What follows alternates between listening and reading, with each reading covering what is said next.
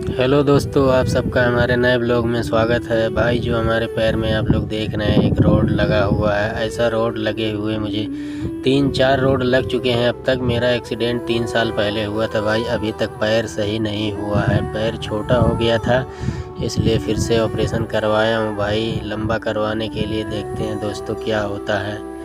3 सालों में 7 ऑपरेशन हो गया भाई। थोड़ा मैं टहलने के लिए आया था खेतों की ओर। आप लोग भाई मुझे ज़्यादा से ज़्यादा सपोर्ट करिए दोस्तों।